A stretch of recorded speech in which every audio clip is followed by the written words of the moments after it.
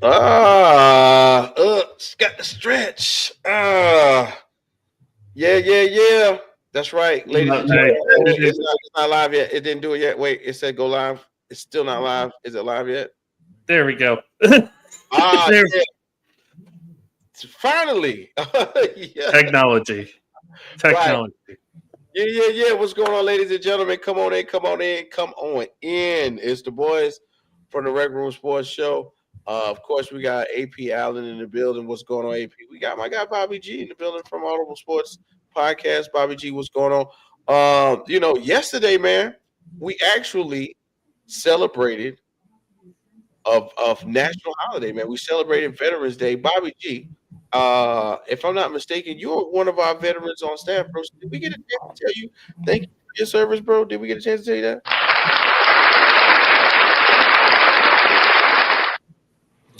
Yeah, I spend a lot of hours behind the desk and in support of my brethren out in the field. I actually volunteered to go out into the field. They wouldn't send me though. But I had a lot of friends that went and spent some time over there in the sand and overseas. And so, hey, salute to all my brothers, past, present, and future. Hey, anybody who's willing to sign those papers and commit their time in service, man. Shout out to them. Yeah, for sure, man. I just got finished doing head kicks and haymakers with my guy Nick Barkins and Bobby Blunt. So big shouts out to Nick Barkins, who also I uh know. I heard you like listening to stories about semen. yeah, I could, in my mind, I was like, wait a minute, is that the correct terminology? But Barkins, being the humble guy that he is, he was like, yeah, I don't know what to say. I spent some time on the boat. If you really know what I did, hey, it is what it is. I said, hey, you get a check every year, every month now, so it is what it is. But yo, man, getting into it like we always do. Normally on a Tuesday, but it's on a Wednesday, man. We still going up like how we would like to do. And I want to go ahead and just jump it off in a real retrospective way, because what I'm saying, from time to time we get into the sports, but we have to recognize some of the pioneers that put the bricks on the ground for us to be here, so that we could have conversations about stuff. And one of them just passed this past week, so I would be remiss if we could not talk about the man, the myth, the NBA/ABA/coaching legend and Hall of Famer. Let's go ahead and give it up for one time for Coach Lenny Wilkens, man. Of course, if you don't know, now you do know. Coach Lenny Wilkens was one of the few men of the cloth, so to speak, to not only be an all star, but be a coach, be a mentor, and a Hall of Fame inductee. In 1998, he was honored for his coaching achievements to be inducted into the Hall of Fame. In 1989, he was recognized for his playing career as inducted into the Hall of Fame. But then, most recently, he was also inducted to the Hall of Fame for his coaching the Team USA for the Olympic gold back in 1996. So he's in the Hall of Fame 3 times already. But you got to talk about him as a player first, man. 9 times All Star. Lenny Wilkens came out there. He has more. He has more. He's mostly widely recognized for his time with the Hawks and the Blazers. Shout out to Jay. Jay, what it do? We appreciate you. And his time in Seattle. But then, of course, as he spent time as a player coach, he fully transitioned into the role of head coach and became a champion in 1979. He led the Seattle Supersonics to their only title, which pretty much cemented his legacy as a master strategist, if you will.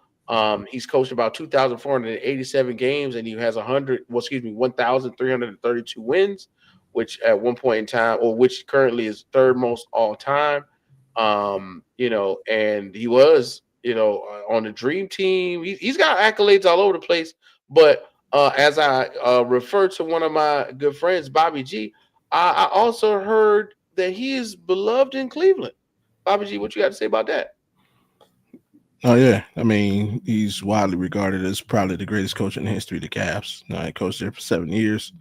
He, he was coached during, I think, what people would regard as probably the what is now the second best era of Cavs basketball. Some people would call it the best era. It was the late '80s, early '90s, during the Mark Price, Brad Daugherty era. A lot of great teams. Some people remember those teams as yeah, where Jordan hit the infamous shot in the first round. Uh, the Bulls took us out of the playoffs. But yeah, man, it was just a great time. He was a great coach, great man. Was in the community. I actually had an autographed basketball by him. Like I say, he's recognized as one of the 15 greatest coaches in history of the NBA.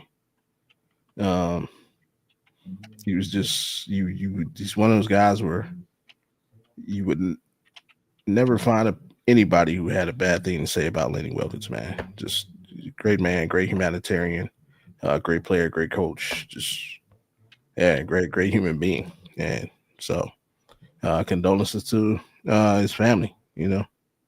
For sure. And then I would be remiss if I didn't get a chance to ask Alan. Alan, you know what I'm saying? You are a basketball savant as you take in information from all of the sports genres. Do you have any opinions on Lenny Wilkens, bro?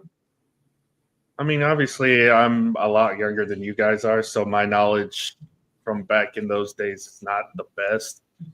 But it is a rare feat to not only be a Hall of Fame caliber player, but also be a Hall of Fame caliber coach at the same time.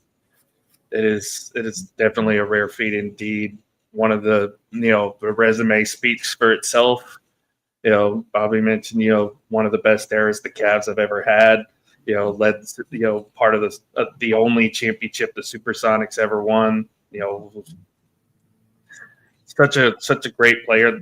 Really gets lost in the shuffle, honestly, because of we talk about how great some of these players were back in the day. It was always a different era. Lenny Wilkens kind of gets forgotten in some cases today because people want to talk about the here and now, but we also got to remember the guys that paved the way for the game that we have today, and Lenny Wilkens was one of those guys. So, thought again, like Bobby said, thoughts and prayers to his family and those associated with him.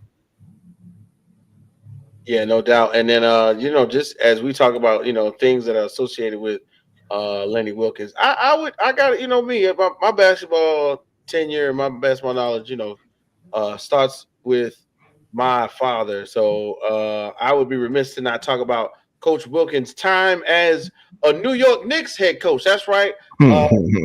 Took over mid-season in 2004, replacing Don Chaney. Shout out to Coach Don Chaney. He led the Knicks to a 23-19 record, securing the playoff berth. They eventually were swept by the Nets, though. Then he began the 2004-2005 season 17-22 and resigned by January of 2005 due to health concerns.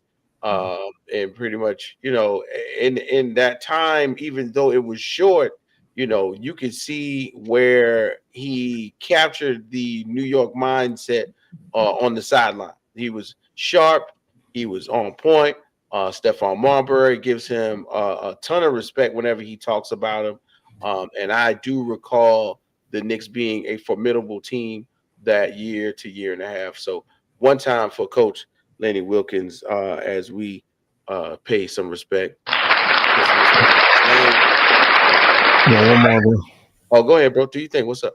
I would say at least one thing, and this is like something because I mean I'm a fan of the game. For me, of course, I have my team pride, but like one thing for me is at least he got a chance to see the team be successful. Like at least he was around when the Cavs did climb the mountain and win the championship. Like he got to see that, and like for me, that's like I'm a huge fan of things like that. For the greats to see the team like Jim Brown. Unfortunately, Jim Brown will never see the Browns, win a championship, or some of the great players are still looking. But that's just something I enjoy. At least he got to see that. Like, maybe one day Jerry Rice, Joe Montana will see the 49ers climb that mountain again, or, just the great players in franchises to see their franchise get back to glory. So at least he did, even though he wasn't able to lead the franchise to it, at least he did get to see them accomplish the goal. Yeah, man, big facts. At least he got a chance to lay eyes. He got the only Supersonics NBA championship, and right now ain't no team in Seattle. So you gotta have his image cemented in Seattle, which of course they said their statue was outside of the Climate Pledge Arena in Seattle, a permanent tribute to his impact on the Supersonics and the city. Players coach back in the day with the Trailblazers and the Supersonics. I mean, and he's one of the people, and I remember this. He was one of the people that was kind of held to the fire when he said Bill Walton was better than Kareem. I don't know if y'all remember that, because it was a lot of guys, kind of on him about that. No. When somebody said anything about Kareem, oh, you better be able to back it up. But only Lenny Wilkens could, because of course Lenny was out there playing and coaching at the same time. So big shouts out to Lenny Wilkens out there right now. You know what I'm saying, and his family. Our condolences go out to all of the Wilkens family. And once again, man, we might as well go ahead and get into it, right? Again, one of the rare times where you see a guy excel, not just as a player but as a coach as well. Right, and it's very rare for somebody to transition into that position and do well, but be in the middle of the game, call the timeout, draw the play, and be right.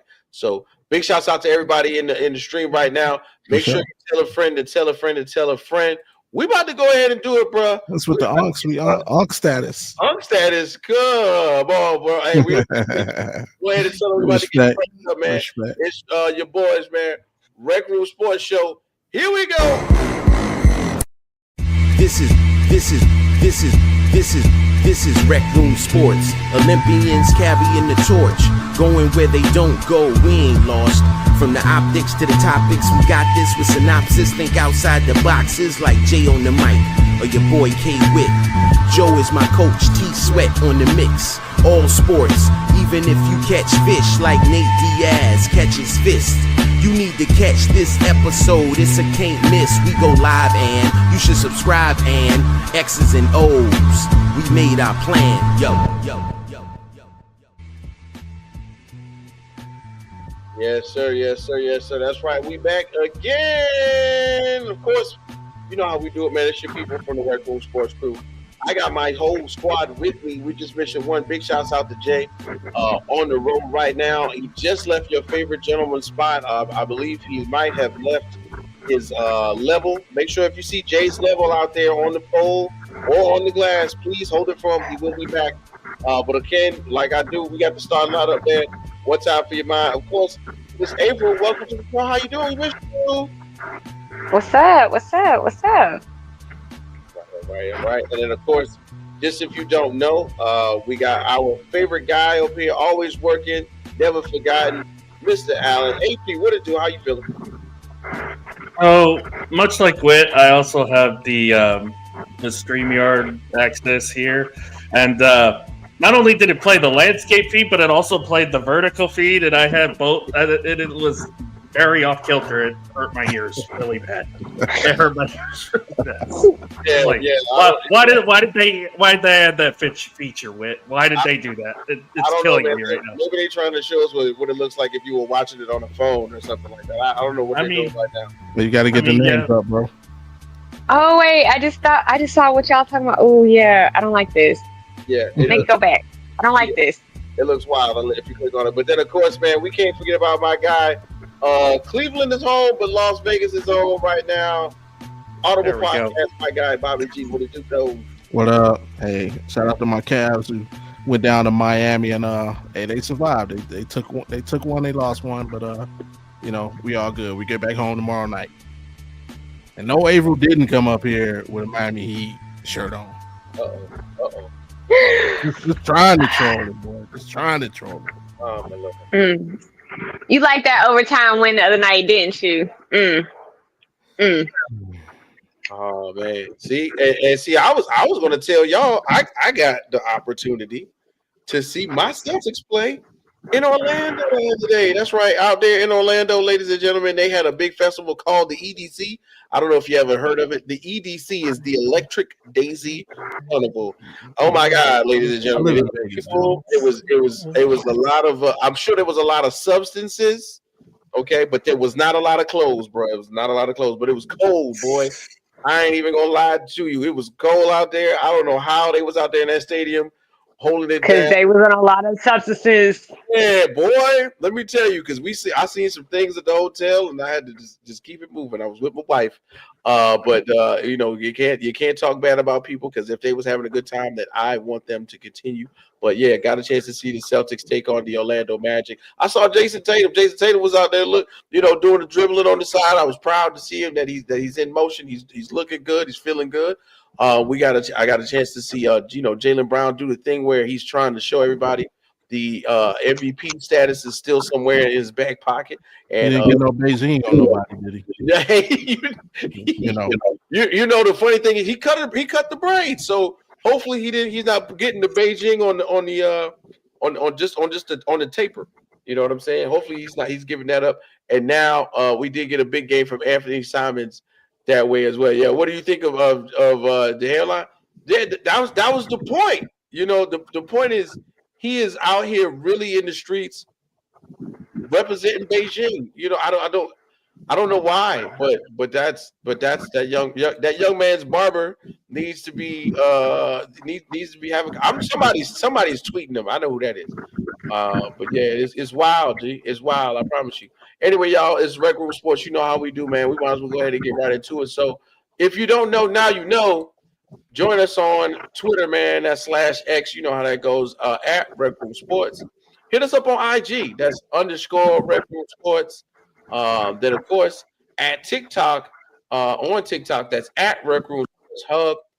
And on YouTube, the RecRoom Sports Hub. And just recently, big shouts out to Jay for putting it together. We got what's the new joint on Instagram? Swipes. Threads. We got a Threads, and that's going to be D with 2 E's. The RecRoom Sports Hub. So make sure you follow us on Threads as well. But hey, check this out, man. Who's your team? Shout us out in the comments. Shout them out in the comment section. Also want to give a big shout out to all of my drivers, everybody out there. We had a big shout out earlier to all of our veterans. We just celebrated Veterans Day. Everybody who put their life on the line for us to have and celebrate freedom. We appreciate you. Then, of course, all of my teachers, all of my faculty and staff members, all of my trainers too. What up, though? Shout out to P5 Athletics, and shout out to my people from Willpower Athletics, of course, again, who you know what I'm talking about. And we appreciate that as well. And then boom, wow, yeah, there we go. Oh, what's y'all names? Okay, so of course the young lady to the bottom left, that's Miss Averill. The gentleman on the bottom right, that's Bobby G. I'm your boy K Witt, and this is Alan. Don't worry, we gonna put up all I got so much stuff going on, bro. I'm gonna put all of that up for you, just like that. Anyway, we're gonna get right into it, ladies and gentlemen. It is Wednesday. Normally we do things on Tuesday, but we're gonna go ahead and follow suit like we always do. Somehow, some way, sports have been my man said, "Let's go, Suns." Somehow, some way, sports have been running rampant, and you know what I'm saying, of course, we got to figure out a way to just line them all up. So let's go ahead and get started with the jump off. Right here on number one, man. March dreams begin in November. I don't know if you know, but of course, men and women's college basketball has been taken off. These exhibitions, I don't really want to call them exhibition games, but these non-conference games have been exciting to me. Has anybody been catching a little bit of this college basketball? A little bit of this women's college basketball starting off. That Clemson game was way too close for me. That should have been that score way too close for me. That kind of pissed me off.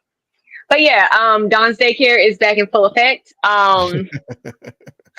Yep, I'll be with my fams very soon. Now, now talking about Don's daycare, that's cool. Now, when we normally get into it, right, we gotta, shout out, the majors, of course. Somewhere in there we got, Carolina for the ladies. We gotta talk about LSU for the ladies. It's been a lot transpiring in the off season, and somehow, some way, I'm excited to see what goes on with women's basketball, women's college basketball especially, and because April, you've already talked about it a little bit. These WNBA proceedings, they may have some young ladies staying in college for a little while longer, right? Oh, hold on before we get to that. You brought up LSU. Uh-oh. Somebody You brought up LSU. You talked about So let's go and get it. Let's go and talk about it. How you transfer from the Don Staley to the LSU and you still playing off the bench? You're not even a starter. Why? But go LSU, right? I mean, you can't get mad at her. You can't get mad at her. And of course, who in particular are you talking about? You got to tell the people. So Falasia Wally, she is from Columbia, played for Don Staley for 2 years, and then in the off season, right after March Madness wrapped, she transferred to LSU. And a big rumor was that it was because she wasn't starting. She didn't start for Don Staley, but she's not starting for Kim Mulkey either. So, not saying that Kim is not a great coach, because she is. But I'm just saying, if you can play for the Don Staley, I mean, look at what she's done for players' careers. Just saying. But not only that, you get to stay home and your family is near and they get to watch you. And like, that's a big thing. I've never played on a D1 level, but I did play college soccer. If your family is able to come to games and you have a support system around you, it's so much better. So you left that to go to Louisiana and you're still not starting. Still. Okay. And we're ranked number 2. And I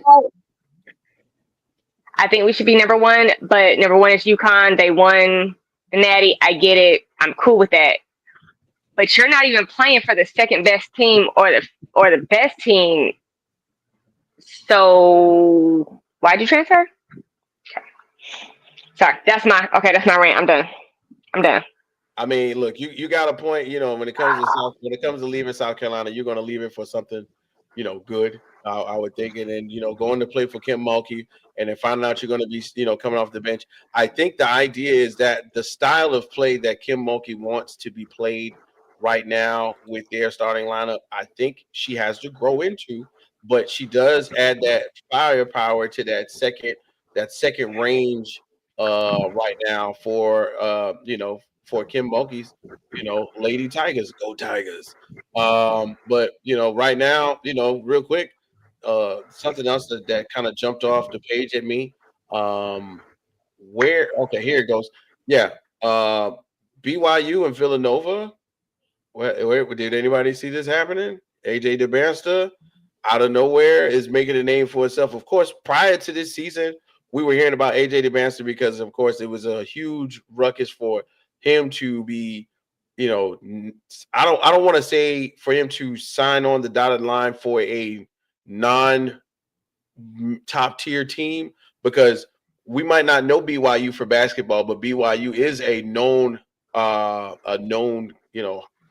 PWI as far as Division I sports go. But when he signed up to play for BYU, you got the idea that he is going to be front and center every game, and he is actually showing up for that right now. So big shouts out to him.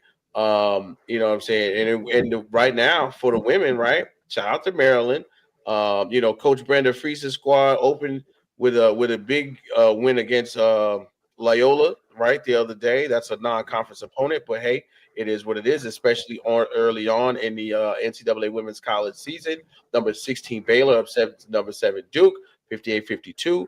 That was a gritty defensive performance that gave Baylor a bit of an early signature win. So, we got to keep our eyes on a lot of things when it comes to not just men's, but women's basketball as well. So let's see what happens, especially when we talk about like depth for the women's national or the women's NCAA teams. This is where this is one of those first seasons where we're going to be able to see the actual spreading of the wealth, if you will, in my opinion. A lot of the young ladies who transferred, such as big names like Full Wiley, are going to be in places that we are least suspecting. But at the same time, big name coaches will get these young ladies in line, and I can't wait to see what coaches like Gina Oriema, Kim Mulkey, and of course Dawn Staley do this season. And it's just one of those things where somehow, some way, we kind of got to wait for it to come to fruition. Of course, Miss Averill, you keep your eyes on the Lady Gamecocks. Is there anything exciting that we should be looking forward to in the future? We play the other USC on the 15th. Yeah, the 15th at 9 p.m. So yeah, big matchup, but Juju's not playing this season, so it's big, but it's not as big as it was going to be had Juju been playing. But it's still going to be a big matchup.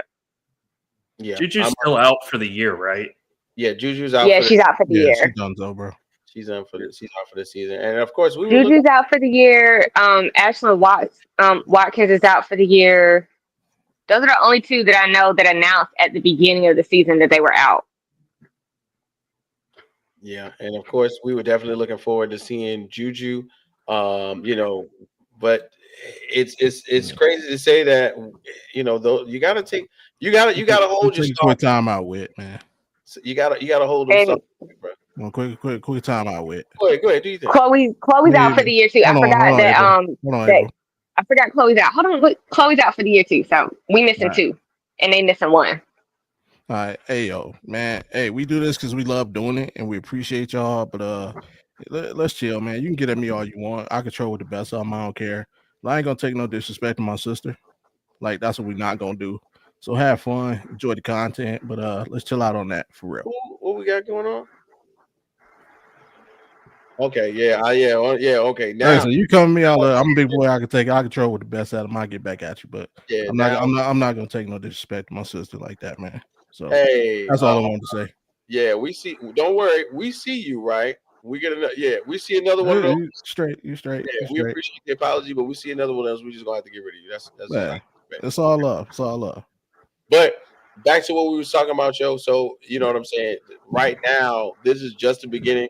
Non-conference play will be happening. We will be keeping our eyes on the NCAA, not just for the men's, but for the women. You know what I'm saying? And this is that time of year where it gets spicy. And one of the things I want y'all to keep an eye on, especially in the men's, these freshmen are ready to go right now. Okay.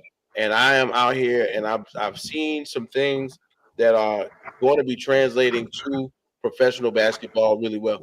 We got some 7-footers, right?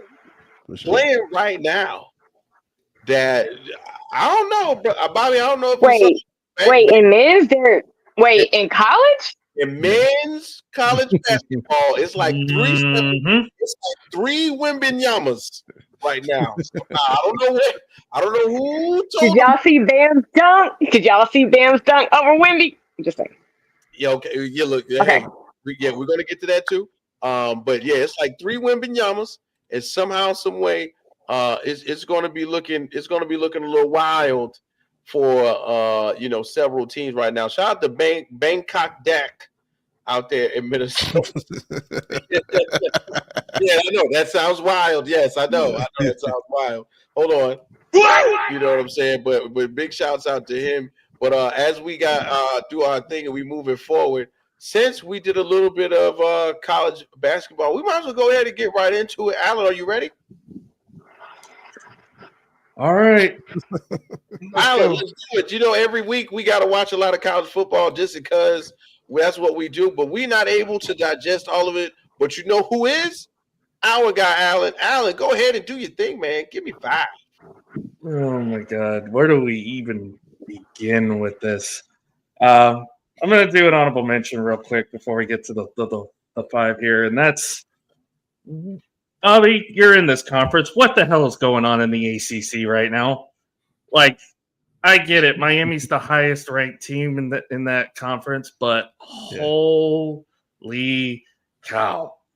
You have 5 teams that have 1 loss ahead of Miami that could potentially still get in that conference championship game, including the 5-4 Duke Blue Devils. Yeah. Which, if that happens, there is a very good possibility that they get 0 ACC teams in the playoff this year. 0.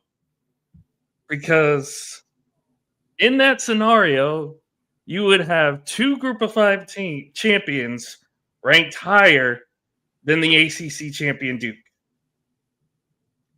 And the only way Miami gets in at this point is if Vanderbilt falls apart, Georgia beats Texas, we lose to Alabama, and the entire ACC sky falls apart. And if Notre Dame loses, that's the only way that happens. So you could see a scenario where the ACC champion does not make the playoff, but an at-large Miami still can. Ain't that crazy? Ain't that crazy? You know what? I heard somebody make a comment, and it actually makes complete sense to me. You know how the NBA has basically been like Adam Silver's been trying to copy the model of European soccer to a degree. Well, college football is actually the perfect sport for that. And somebody had a comment of what they should actually do is just eliminate conferences and just do like the relegation system where, okay, you take the top 25 and just interchange it year in, year in and year out. And you teams get relegated every year. And I would be for that. I'd really be for that. Just get rid of conferences and you have on a rotational basis every year the different top 25s. Like you can do it. It can be done. And like, because this is ridiculous. Like, just like saying, it's ridiculous. Like, it's freaking stupid what conferences have become. Yes, because obviously with how the media rights are and what they're going to be, they're going to push the SEC to the fullest extent that they possibly can. You know, you're going to get pushback from the Big Ten, which right now the Big Ten has 2 championships in a row. They have the defending national champion at number 1. Indiana's looked great, and you still got Oregon in that mix as well. Whereas with the SEC, you have undefeated Texas A&M. You have Alabama, who's looked better since that loss to Florida State. Georgia's been Georgia. Texas has been Texas. We've looked definitely better than we did last year for sure. Vanderbilt's been the biggest surprise probably of the conference. You literally have 7 SEC teams in play because why not at this point? But yeah, Georgia, I'm just upset that Georgia Tech really should be in that number 11 spot. I think, me personally, but because they value losses to, They value the win over Notre Dame, which I don't know how Notre Dame's in the top 10 anyway to begin with. But they got their own conference. All they have to do is hit a certain amount of win marks, and they get special treatment. So, that's the Notre Dame way, right? So yeah, back to the 5 win, if you don't mind. Sorry for that little sidetrack there. Sometimes we got to have side quests on these missions, bro. Go do your thing. Right, for sure. Let's start with the West Texas Delight. That being Lubbock, Texas. Wasn't that atmosphere great? I loved it. I loved every single minute of it. I know it's going to sound a little bit biased because I have family ties to Texas Tech, but that place is going to be hard for any team to go to if Texas Tech hosts a first-round playoff game. Now, if it plays out how I think it will, then it won't be an issue because Texas Tech, I think, could be a first-round bye if they win the Big 12. But if I'm anybody having to go on the road in that first round, I do not want to go to Lubbock, Texas, because that place is going to be packed. That place is going to be packed. That place is going to be rocking. It's going to be a rough play to go there. Jesus Christ. Anyway. Jesus Christ. Oh, my God in heaven. Hey, you keep it going as long as you are you retweeting or resharing this? Because I don't mind. This is funny right now. Oh, Lord in heaven. And I don't think Jesus Christ knows anything about balls. You'd be surprised. Anyway. Yeah, he did create them, so he might be right. I mean, very, very much so. Talking about the group of five here for a sec. Right now, South Florida is the team to beat. They're the team with the best odds to get in. If I'm betting the one team, I will say, South Florida's been good. They do have a couple group Power 4 wins this year. Obviously, they got blown out by Miami, so that's another notch on Miami's belt. Like, we're counting the group of five win there. The one team if I'm these teams that I don't want to see is North Texas, because I think North Texas has the best offense of the group of five teams. They might have the best offense in the country with how many yards they put up, with how many points they put up. Yes, I know they have the one loss, but there's still an opportunity for them to get into the American Championship. Obviously, Navy's still up there. You're going to have to hope that Navy loses a game. I think they actually have South Florida, I think, this week. Either South Florida or somebody. They have a really big game this week in conference, so we'll see what happens with Navy there. I know South Florida has a big game this week. Again, the American Conference could still play itself out of this because they could just beat each other up. But if there's one team I don't want to see, if I'm any of the Power 5 or any of the teams in there, it'd probably be North Texas, because I think they have the best offense of the grouping, or potentially could have the best offense of the group. Bottom of the barrel.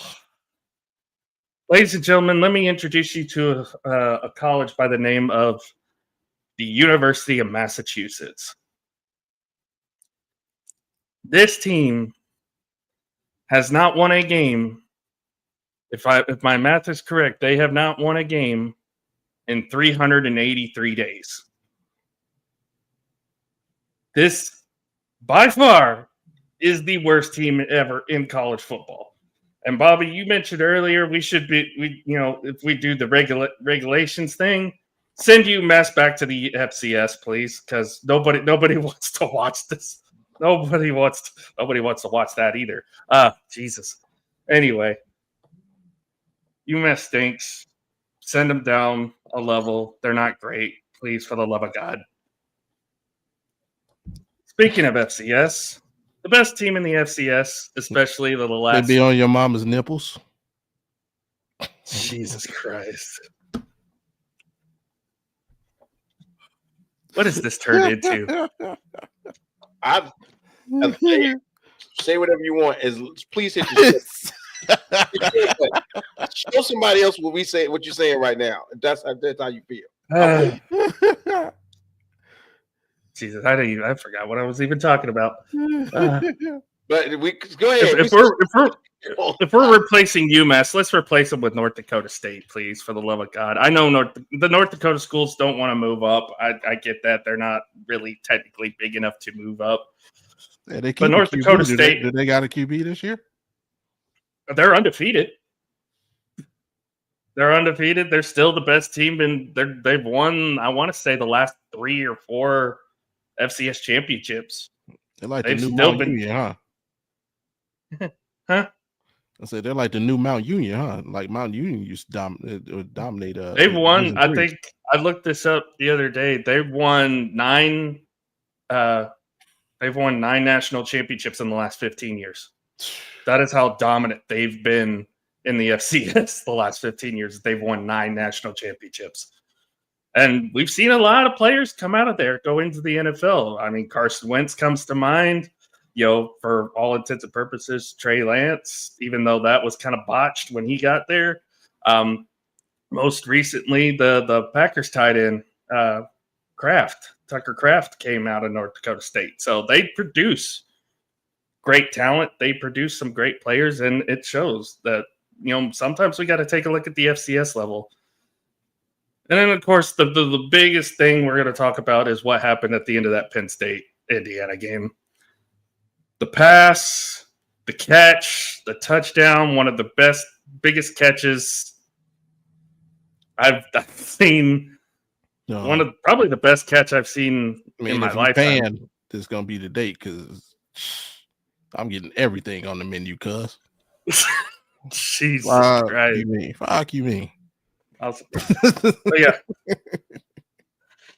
yeah, that catch was insane. Probably the best catch I've ever seen. And to me, Fernando Mendoza not only is the Heisman favorite, he should just give him the trophy right now. And he's also the number 1 pick in the draft. So, all right, I'm done. Oh, jeez. You're on mute, Whit. Yeah, I know. I'm saying this. Big shout out to everybody in the comment section. We love a good show with full of comments. Make sure you're sharing it because we're gonna keep it going. But right now, this is one of those times, man, where college football is at a really weird impasse. And I'm gonna say this because the firing of coaches has never really had a true impact on what's been going on during the season, except for as much as recently. Okay.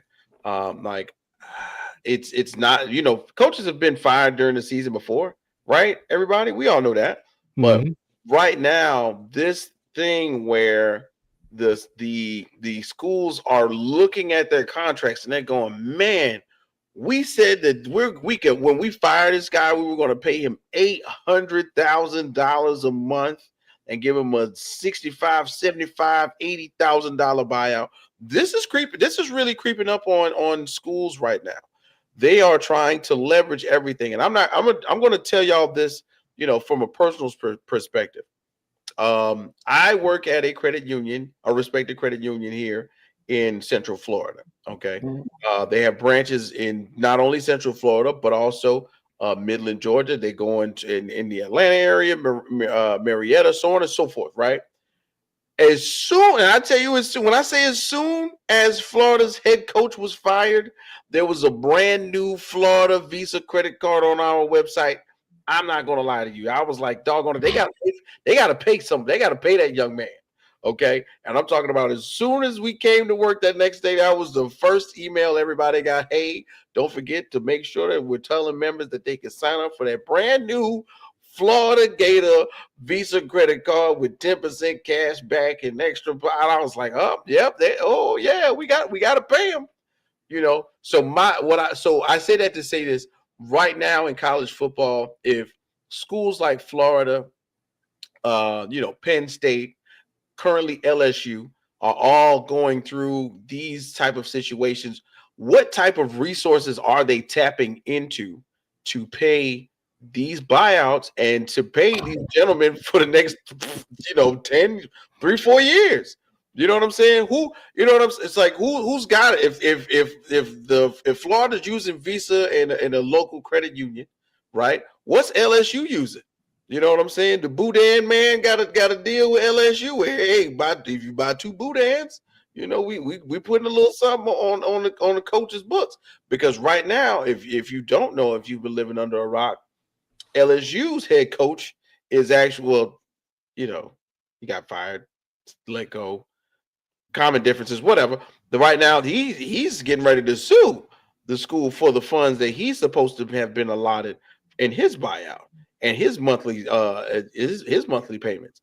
It's really going down. So, you know, I am crazy about how this money is going in.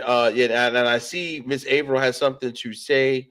Yeah, Averill, as you are an observer of college sports, I see that you mentioned someone has already filed the lawsuit. Who are you talking about? Yes, he has. So LSU put in the contract and couldn't come up with the money. And on social media, and I don't know whether it was a meme or not, but I kept seeing stuff where donors and boosters were calling each other trying to come up with the money when they were trying to fire him. Well, according to the lawsuit, it looks like they did not come up with that money. Somebody owed that man. I don't know where they're getting it from, but someone owes that man. But it's interesting to me because I'm a paralegal, so I like looking at lawsuits that have nothing with what I do. So this is very interesting to me and how this is going to play out in the court. Yeah. It's wild to say that, you know, it's come to the point where we've got to involve lawyers for this thing, because I feel like it's getting wild. Yes, I don't know if you know me, but I have many children. There's a plethora of ways that I can go about telling you why, but I'm just going to leave it at that. Anyway, but the point is, when it comes to coachings and firings, I really feel like it's going down right now. We really don't get a kind of a look behind the curtain as to how or what goes on. And Brian Kelly is at this moment, you know, with the LSU lawsuit, will one day pretty much kind of give us the look behind the curtain. You know what I'm saying? Because there's a way that they got to find this money somewhere, and it has to be given to them in a certain amount of time. And if not, you know, hey, look, we're going to court. We are going to court about this, bro. But you know, once again, thank you, Avery, for chiming in on that one. Thank you, Alan, for that. Give me 5. Bobby G, thanks you for your 10 cents. So once again, guys, thank you for your comments. Hey, did y'all see Michigan got fined? Oh wait, Michigan got fined. What did Michigan get fined for? They had to vacate 14 wins. Hey, they better be glad it was just 14, because you know that dude got a whole Netflix special on how he was stealing signs. Avery, we're gonna bring you back in just a moment to talk some NFL football for week 9. Thank you again for chiming in with that LSU news. LSL. Yeah, I know. At least look at that. You know, I'm out here messing up, reading comments and trying to put things up on the screen at the same time. But you know, a little bit of NBA news, of course. You know, the NBA season is in full swing right now. We're getting a chance to see players we never knew were ball out right now. And to me, this is a full-fledged opportunity for everybody who doesn't know that the offense in the NBA is where it is at right now. And of course, every year, right in the beginning of the season, just to get our juices flowing. Oh, I wonder how many jokes y'all can make about juices flowing in the comment section. Just to get our juices flowing, we have the Emirates Cup. Y'all know about that. That's right, the Emirates Cup, the in-season tournament. You know, the way that we work it out is somehow, some way they have several seedings, and then the teams go for East, West. Let's see. We got several brackets, let's say, and then they mix them up, and then we get a nice little mixed bag of games. But one of the features of the Emirates Cup is oftentimes the bright and eclectic display of the courts. Y'all know what I'm talking about? Mm-hmm. Yeah, these fluorescent courts have made their way back onto the NBA front lines again, and here goes pretty much the majority of them. Now, if you got a chance to watch, maybe like Golden State's game, Philadelphia's game, the Phoenix Suns game, like these are not just your average basketball courts, ladies and gentlemen, especially when we look at Minnesota's West A bracket. Like, these is for, I'm talking about like highlighter colored basketball courts. It is wild, and but at the same time, the basketball on the court themselves are good, man. So the way it works is 6 groups of 5 teams. Each team plays 4 games, and you got some knockout rounds. The top team from each group plus 2 wild cards advance to the quarterfinals. The finals venue, of course, is the T-Mobile Arena in Bobby's hometown of Las Vegas. The championship date is set for currently the December the 16th, 2025. So Cleveland took on Washington in their first Emirates Cup game. That was the second. That was the second one. Yeah, we lost the first one. Okay, but that was the 148-114 Wizards win. It was our second. Okay, got it. Okay, then we also got the Magic stunned the Celtics 123-110.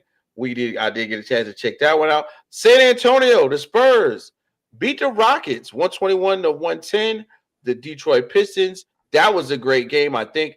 Detroit 125 to the Brooklyn Nets 107. Cade Cunningham dropping 34 points and 10 assists kind of puts his name right up there for where he left off last season. So big shout out to Cade Cunningham. The Nuggets took on Golden State and won 129-104. Jokic is still out here somehow magically creeping and crawling his way to triple doubles. And then, of course, Miami beat the Charlotte Hornets 126-108. Bam Adebayo missed the game due to a toe injury, but Miami still cruised to a win. But right now, the leading teams in each group, okay, are as follows. The Toronto Raptors are leading in Group A with right now at 2-0. Group B are led by the Detroit Pistons. Group C, the Miami Heat. In the West Group, we got the Timberwolves at 1-0. The West B Group with the Denver Nuggets, and then of course the West C Group with the San Antonio Spurs. Now, the main thing is, of course, somewhere in here, we are going to talk about the financial incentives for the players and the teams. Bobby, we oftentimes get on the show, and we also get on the other show, like when we doing In the Hoop, and we're talking about basically, right, what ends up happening when we get teams and then they are motivated. I swing whichever way your mama is. But we talk about the teams and players not being motivated, especially at the beginning of the year. We always talking about coming out of like Christmas break is normally what the average fan like you or Alan or myself think of when the NBA season kind of cranks up full steam, right? But now with this money on the line, like we've been seeing some real great basketball recently, have we not? Yeah, it's been a little bit more competitive. It's added a little sizzle to the season. Like, I think in some teams have used it as prep. I mean, really, if you look at it, like last year, OKC kind of used that tournament to propel themselves for the rest of the season. Like, same thing with the Pacers, and same thing with the initial tournament. I mean, LeBron James made it no secret. He came out and said, "Hey, I want to win the NBA Cup," and came out and did it.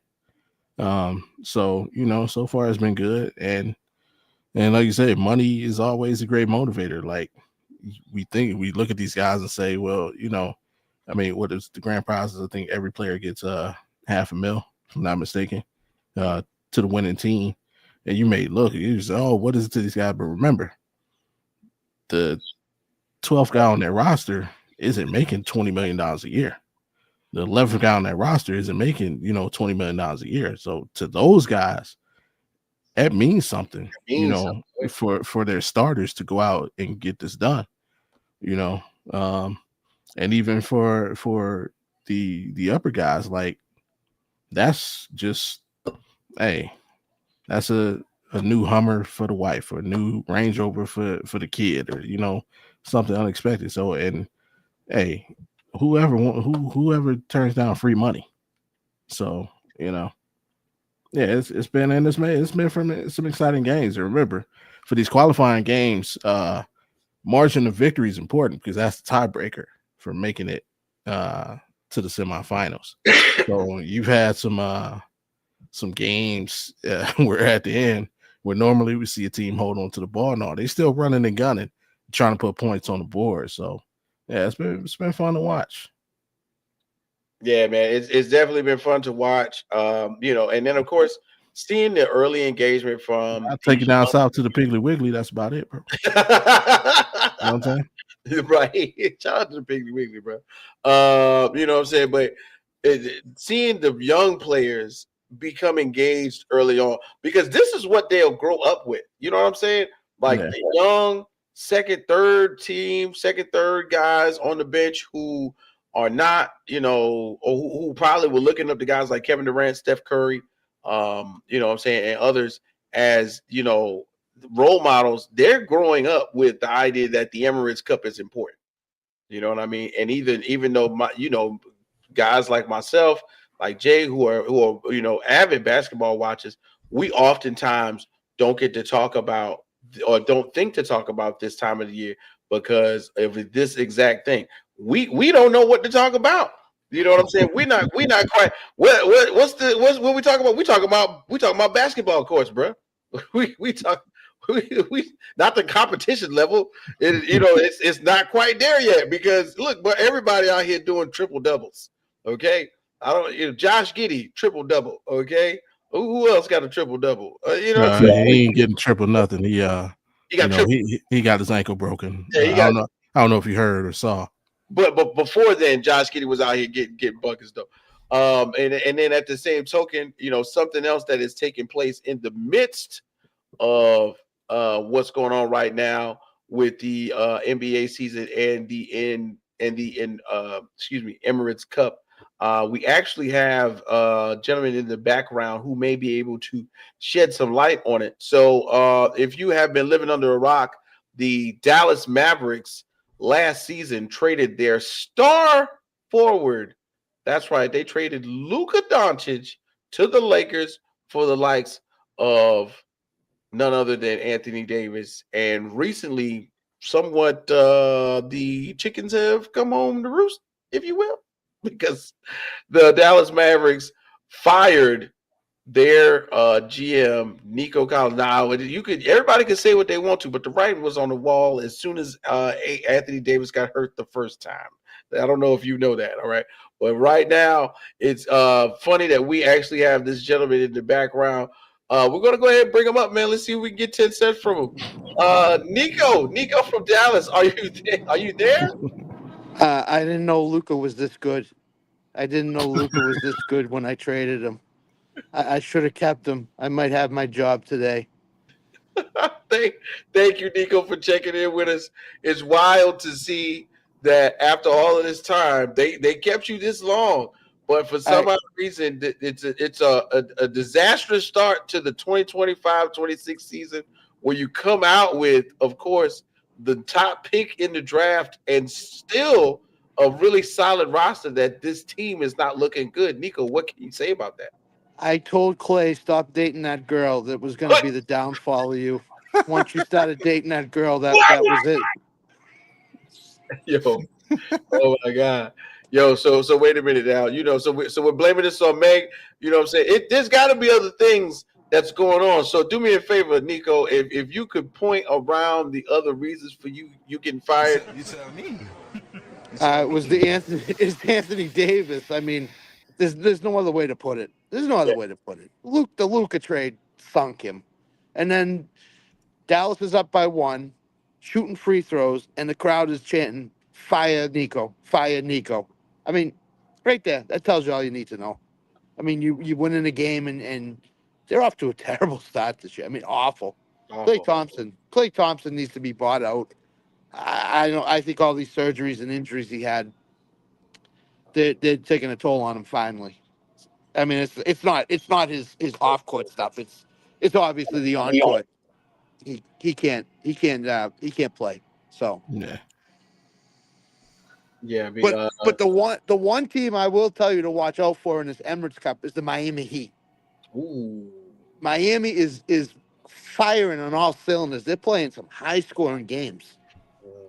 Yeah. They're a team that is definitely a watch.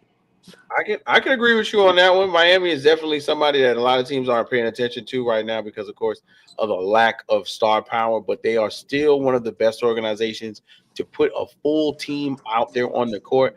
And I'm going to just highlight a few things about the firing of Nico Harris, and then of course we can kind of wrap up the basketball. So of course, like you mentioned, you know what I'm saying, they've been chanting fire Nico out there. That's a common thing that's been happening right now. I think one of the main thing is the lack of scoring identity. Somehow, some way that has been happening, especially when you tie in the key injuries to Anthony Davis and Kyrie Irving. You know, multiple games from last season, multiple games this season.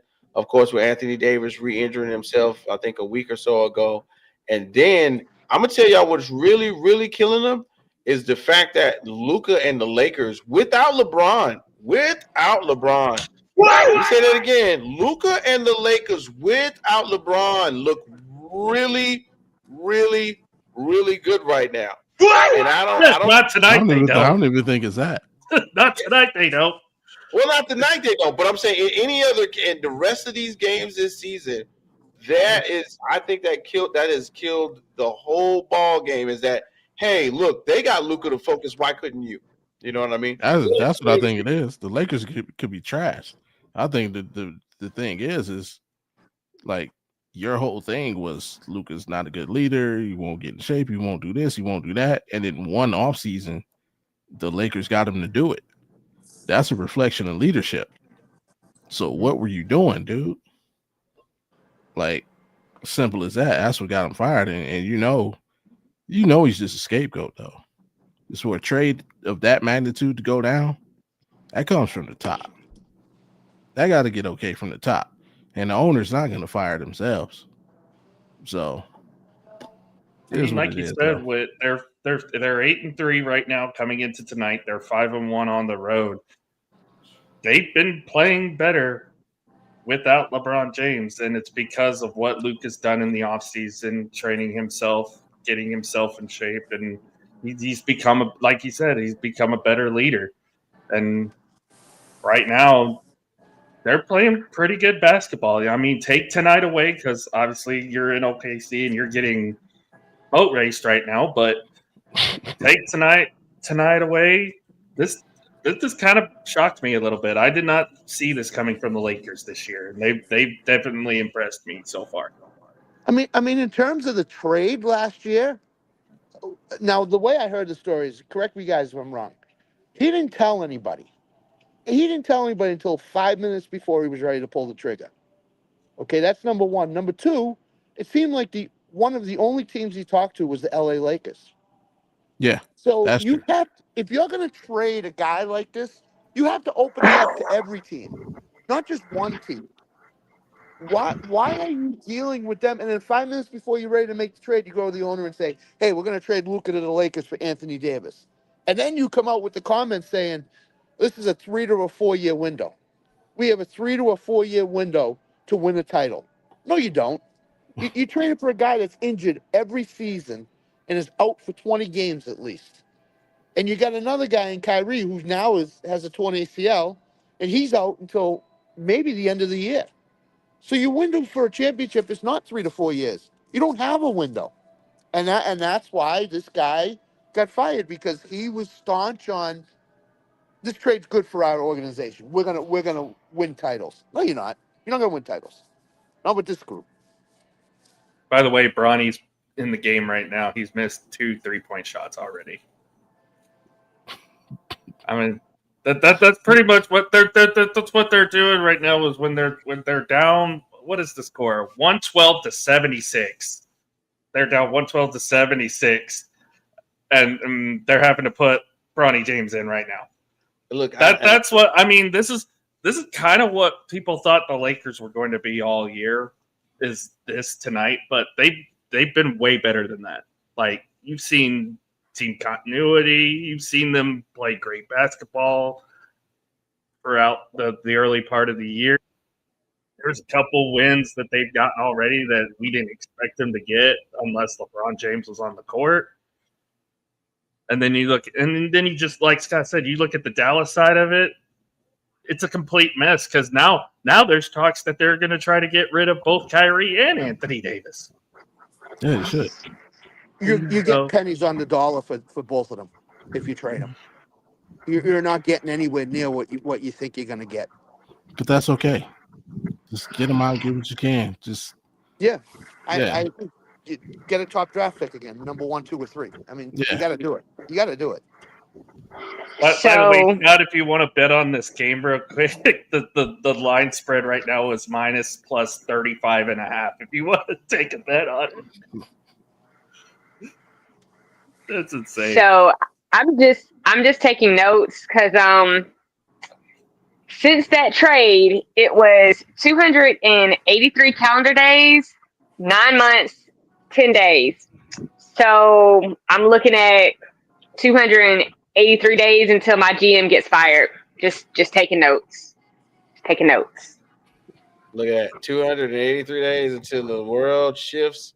I'm in it like this, bro. And I'm looking at it. I'm looking at it from this perspective. And pretty much, you guys hit the nail on the head, right?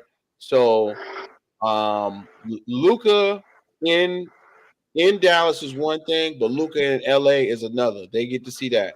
Right now, one of the major points I think we have to give up, because the two franchises will be tied together for like the next 5 years magically just because of this one trade, right? Austin Reeves right now balling out, got like 51 points. Him and Luka went for like 62 combined another time. Like, this is where we're somehow figuring out what's going to be going on. And, like LeBron is going one way and Luka's going another. This could have happened. Somebody's going to scream or is screaming, we could have did this in Dallas for all there is. But what I want everybody to remember is that time we were having this conversation, and we might have even been doing it on In the Hoop. And I believe Jay and I were having a conversation about when Mark Cuban sold up his, majority ownership stakes in the Mavericks, who owned them, who bought it, and what happened. So right now, the ownership transition has went ahead and put the power of veto, if you will, in the hands of Miriam Adelson, the widow of casino magnate Sheldon Adelson, and her son-in-law, Patrick Dumont, who both are the president and COO of Las Vegas Sands Corp. Somehow, some way, they have been trying to topple the ship that Mark Cuban built. And it's happening. But now, instead of saying, oh, well, we don't have a marquee guy to kind of put the back of the Mavericks stamp on right now, they looked up, they got Cooper Flag. You have a constantly hurt Kyrie Irving. You have a constantly hurt Anthony Davis. And when I say constantly, it hurts me to say that because I love Kyrie Irving on the court. I love Anthony Davis on the court. But if they hurt, then they're hurt, and that's unfortunate. But if you devalue the franchise, then you can raise the idea of stakeholders by saying if we just move it to Las Vegas, or if we just add, or if we just get the addition of the casino involved, then you're giving them what they want. And should they give into what they want right now? Maybe not. But it's really, really playing into the idea that somewhere in there, Shaq said it the other night, Nico Collins is a scapegoat. There it is. It's not all his fault. You know what I'm saying? And unfortunately, because of the way it looks, they're just gonna blame him. Period. But as we move on, guys, it's crazy, right? Thank you, Nico from Dallas, for showing up and giving us your opinion on everything. The idea is right now. Oh yeah, go ahead, Nico. Go ahead. Hey, my pleasure. If you guys got a job for me, I could use one. So if you want to hire me for like a DoorDash driver or something, I'm all there for it. Not a DoorDash driver. Somebody who does that now is not great. What's that, April? I said it's a lot of football coaching jobs open. Show Those is. pay really good when you get fired too. It show. It show is As a lot of someone who football. currently does DoorDash, I would not recommend it. Oh, okay. Football coach might be a way to go. Football coach. Football coach. Hey, it pays to get fired there. It pays really well. You know what? Funny story. Funny story. It does pay well to get fired if you are a head football coach of a team in a certain market, because right about now, that's the next thing we're gonna get into. So hold on one second. Let me put that there. Okay. Yeah, there we go. I'm back on the screen. So yeah, hit this right quick. So as we it's crazy to see that the week that just passed in the NFL was, had some really high scoring games, which we will get into, had some really low scoring games, but then out of nowhere, maybe not even out of nowhere, we got this event. And here we go. Let's go ahead and get right into it. Pulling the Giant plug, man. So the Giants, of course, everybody knows the New York Giants have been going through some really big ups and downs. They had really high highs. They drafted Jackson Dart. Cam Scatterbull, aka Bo Scatterbull, was drafted. But then, of course, injuries took Malik Neighbors. Then later on, Bo Scatterbull hurt him. Hurt. The season went up. The season went down. It's been happening left and right. And somehow, some way, the next thing that we saw coming was the firing of Coach Brian Daboll, man, and it took place a couple days ago. So let's go ahead and get straight into that.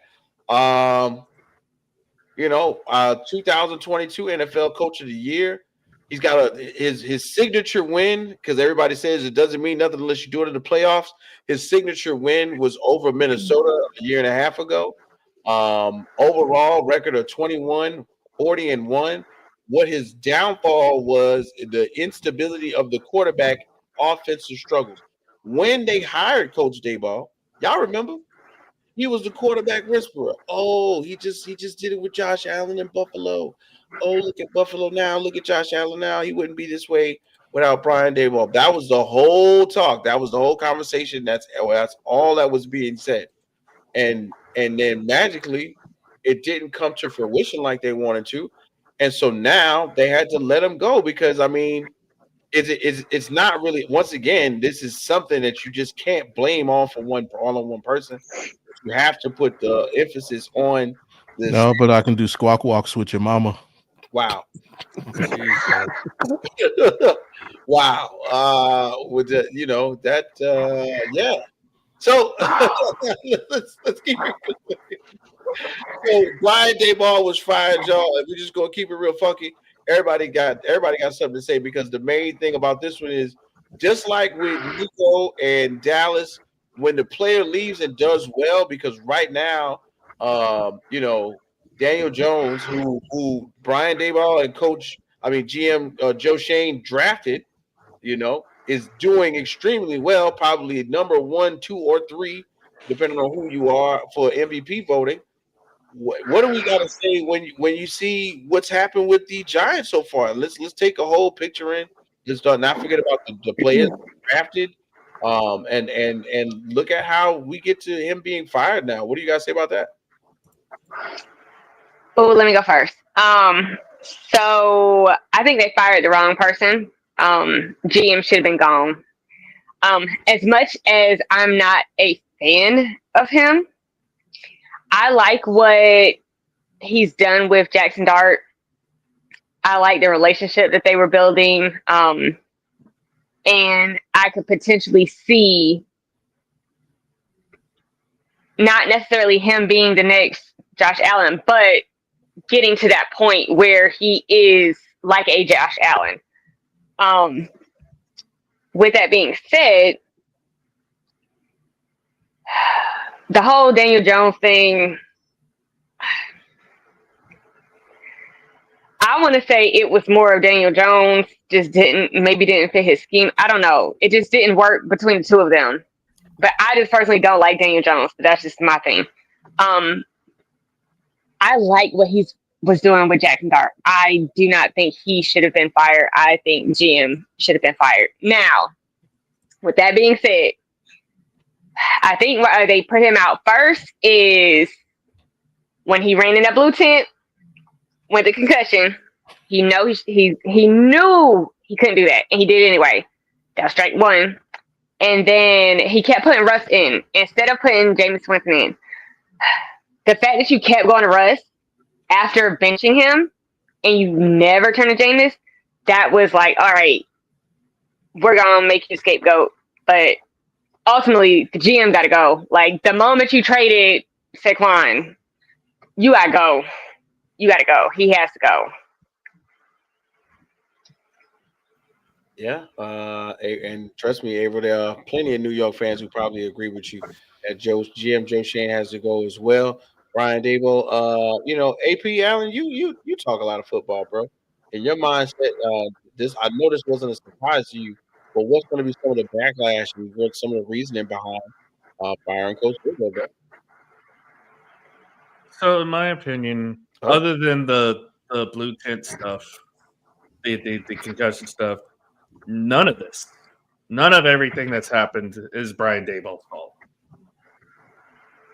Let's remember, he didn't draft Daniel Jones or Saquon Barkley. He inherited that team that was picked up by,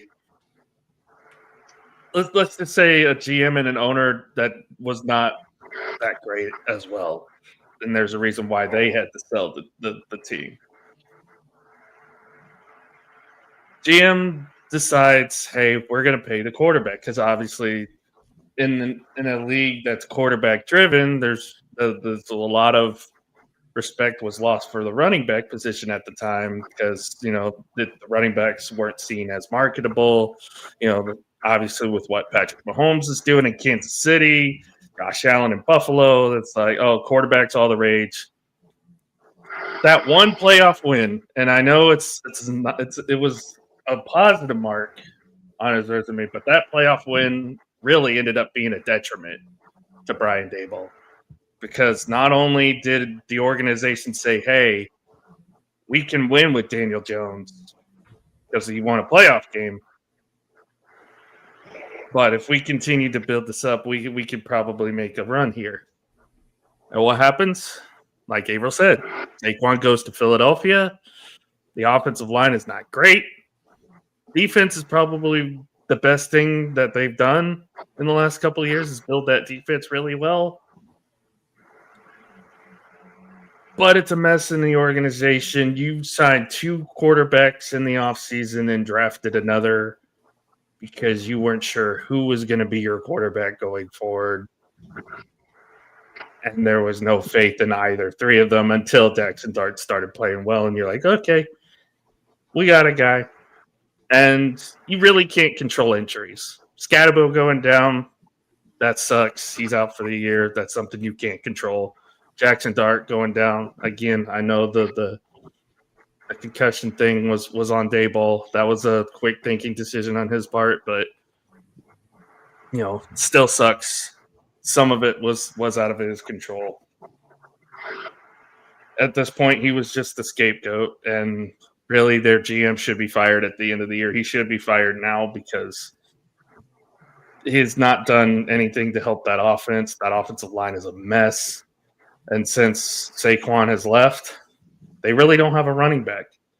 And the one running back they did have, well, let's just say he's now on the IR. He's on the IR, and he's also a concussion waiting to happen at this point. So I'm not fond of what the GM has done to the Giants. As a Cowboys fan, I love it because it takes the spotlight off of my owner. But if I'm a fan of the Giants, I'm just like, we need a hard reset. We need a hard reset, and we need it fast. Yeah, or at least in the front office, we need a hard reset. Yeah, the hard reset is the direction I think that they're going in for sure. Bobby G, man, you get to see this kind of sort of from the outside looking in. As your team is kind of in a similar space. You know, Allen said they signed 2 quarterbacks, drafted a third. Yours drafted a third and a fourth. You know, how do you look at this from your perspective? Nah, this ain't that though. But I've seen this story before. I bet it was that zesty ass comment, dude. Fucking Jalen Ramsey. I'll tell y'all the story. So Coach takes quarterback in the first round. Well, let's start a little bit earlier than that. Coach signs a veteran quarterback in the offseason. Coach guarantees veteran quarterback a starting job in the offseason. Coach then, also informs veteran quarterback, hey, we're going to draft a quarterback in the first round of the draft.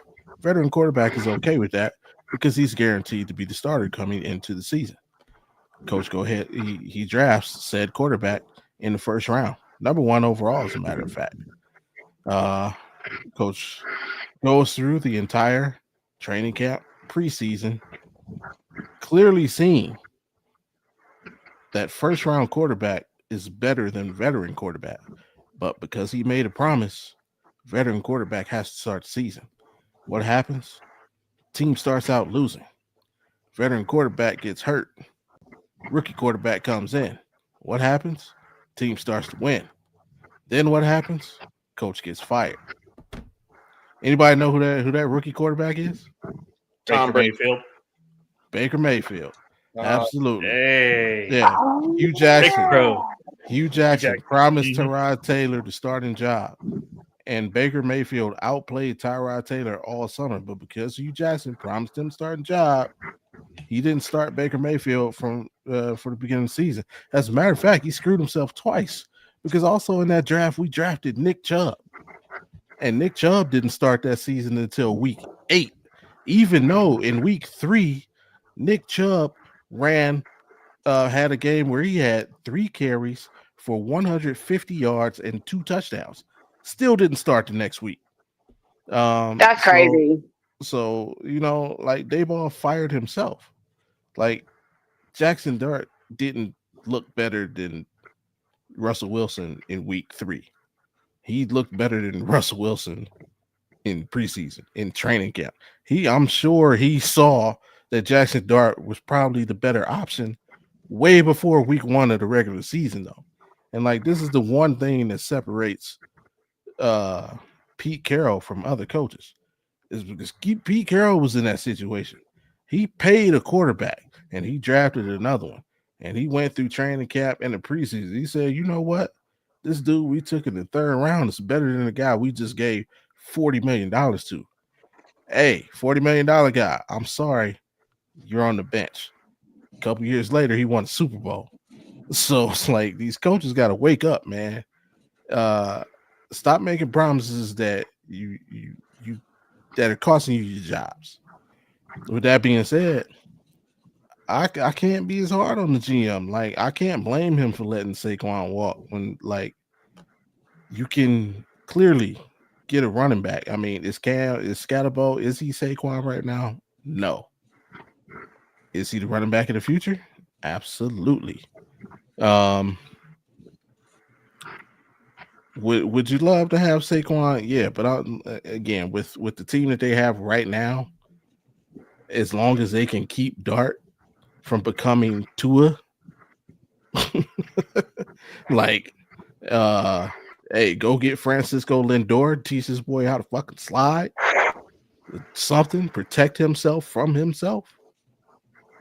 Because what was he already got? This is his 3rd, 4th concussion already this year. Yeah, man, I like the moves to do. Like you look at the Giants roster, your front 7 is vicious. You shore up your secondary, you good. You shore up your lines, good. You got your QB in the future. You got your running back in the future. You got a number 1 wide receiver. Like they got some things to work with. So I give GM more time. I'm not mad at what he's doing. But Daboll, bro, you fired yourself. Sorry. Go get another right tackle at the very least. If Andrew Thomas stays healthy, that's fine, but go get another right tackle at the very least because Evan Neal sucks. Yeah. Go ahead, April. So, Bobby, that was a lot. It was very eloquently said, but you're Thank wrong. you. So, I like it. Damn. so I don't know, and we're gonna hope that he's getting better and that his health is getting better. But Which he? Mora is sick right now, the owner, Hmm. and some of these moves just don't make sense. And some of them you have to run by the owner. So at what point do we not start holding the GM and the owner responsible for the moves that they're making? And they're the ones that put the players on the field. He coaches them. And I'm pretty sure this is how it went. Because which he does seem like, if he's anything like Woody, he got in their ear and said, "You're going to play him because I paid him all this money." So what are you supposed to do? You saying That's your Russ? job. Are you trying to lose your job week one?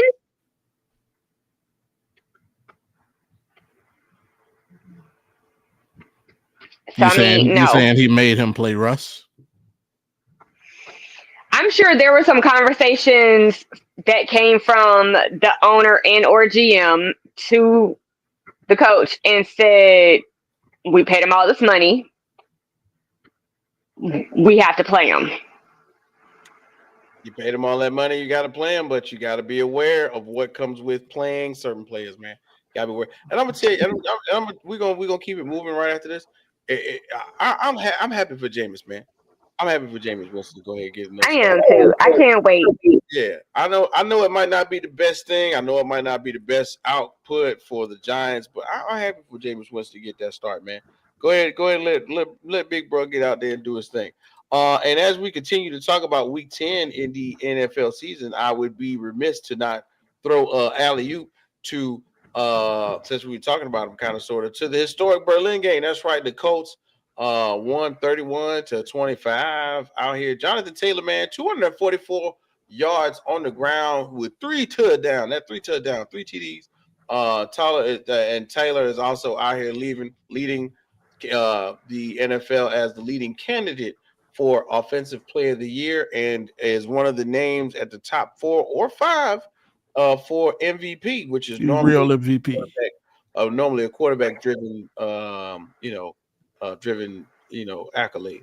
So right now, at the moment, the top performances for Week 10 do include several things that I want to highlight, and a couple we'll get to later, like the Dolphins beating the Bills. Stunned. Yeah. It's not too many times when Miami stuns somebody, but the Miami Dolphins stunned the Bills 13-30. The Patriots and Buccaneers game. Shout out to, we just now gave some love to Baker Mayfield, Drake May and Travion Henderson out here showing everybody that they building that chemistry. The close game, or the game that I thought was really dope in the first place, which would have been even greater if we would have had the full cast of Giants. Bears 27-24. Chicago pulled off another late game rally. The Jets versus the Browns, man. What? It's crazy, right? 27-20. Who knew? Then, of course, the barn burner down there with the Saints and the Panthers. Who knew about that neither? Tyler Shuck led New Orleans to their second win of the season. Also, we can't forget about Broncos and Raiders with their riveting game. That's right. The Broncos and Raiders went out there and did 10-7 the other night. And then that was pathetic. I know. 10-7 Broncos and Raiders. Chargers and Steelers. I can't even say nothing about this one right here. Chargers went for 31 on my Steelers to 17. Yeah. And then somehow, some way, we got several other games that we're about to get into, because I'd argue that the Monday night game was worse than the Thursday night game. Yeah, I can't lie. That Monday night game was a little bit of, it was one of those, man. So let's continue on and go. So as we continue, right? Let's talk about the 4.5, right? Which I think this is pretty good. So let's do it. The 40 club, the 40 plus club. You know, this is one of those weekends where it's not very often. We have 3 teams, 3 games who all reach 40 plus in their win totals. So let's go ahead and shout them out real quick. We got the LA Rams and the 49ers went out there. The LA Rams put up 42. The Detroit Lions on Washington. Shout out to Jay with the Commanders. You know, Jay's a huge Commanders fan. The Detroit Lions went ahead and put up 44. And then the Seattle Seahawks, one of the sleepers in this year's NFL season, Seattle Seahawks on the Cardinals put up 44 as well. Now, normally we would do something like the uphill battle, which, of course, I would love to sneak in there some kind of way. So why don't we do a very similar thing right here, and we're just going to call this the top of the mountain. So as we look at these 3 teams and what they've done this far this season, and we're talking about just the Rams, just the Lions, and just the Seattle Seahawks. Which one of these 3 teams can we put the most faith in, both offensively and defensively, like as of thus far? Just as of thus far this NFL season. If the playoffs was to start tomorrow, which one of these 3 would you put your money on to make it to the big game at the end of the year? And let's go ahead and start with Bobby G, man. What you got? What you got on this one, bro? I'd have to go with the Rams. Sam Darnold, I got to see you do it in the playoffs, bro. He's obviously proven that last season was no fluke, regular season wise, but I got to see you do it in the playoffs. And I mean, they surrounded him with everything he needs, going out and getting Rashid Shaheed, another solid piece offensively. And that defense, they got to step up and do it too. The Rams, I trust their defense a little bit more. They got guys getting after it, but I definitely trust Matthew Stafford more than Sam Darnold at this point. So I have to go with the Rams. All right, and as we continue on, we're gonna go ahead with Miss April now. You know the 3 teams, right, Miss April? We're talking about. Yeah. So I'm gonna have to say the Rams as well. Normally I would pick the Lions because y'all know I love the Lions. But they lost their offensive coordinator, their defensive coordinator, and you got to the playoffs last couple times and you choked. So being that you lost both of your coordinators, I have faith in you, but not fully. And then Sam Darnold, like, what? How is he even in the conversation? And I have PTSD from before when he was my quarterback. So I'm loving what he's doing, and I hope he makes it very far this season. But I also don't have 100% faith in you. Matt Stafford, on the other hand, man, Brokeback Mountain is having a record season. So with that being said, looking at who he has as weapons, you got to go Rams. You got to go. That's the only logical answer. All right, as you go Rams, let's go ahead and get Allen in there. Allen, who you got? Who's at the top of the mountain for you? I mean, might as well make it 3 for 3. I got the Rams as well. Detroit, while, yes, their offense can hum at any point, and now that Dan Campbell's calling plays, it should look a little bit better than what it has. Their defense is Swiss cheese. It's not great. It's hard for them to make stops sometimes. It depends on who they play. They weren't playing a great team this past week. Sorry, Jay. Washington's trash. But it'll be interesting to see how they do when they go up against a team in the division like Green Bay or even Chicago at this point. See how they play against them. But you got Stafford playing it at an MVP type level. Kyron Williams is one of the better running backs in the league. you have probably the best wide receiver in the NFL or a top 5 in Puka Nacua with a rejuvenated Devontae Adams. Really good offensive line. Their defense is young and hungry, and they're one of the better defenses in the league. Overall, the Rams have the best team of the 3, and they're the team that you trust the most because they have that veteran leadership that has been there before and done it with guys like Matthew Stafford, who's won a Super Bowl in the past. So JSN right now, out of everybody in this grouping, JSN's probably the best player overall right now. But as a unit, as a team, I got to go with the Rams. Yeah, man, I see it's about to be one of those nights where we kind of all get in the same boat and we just got to ride it together.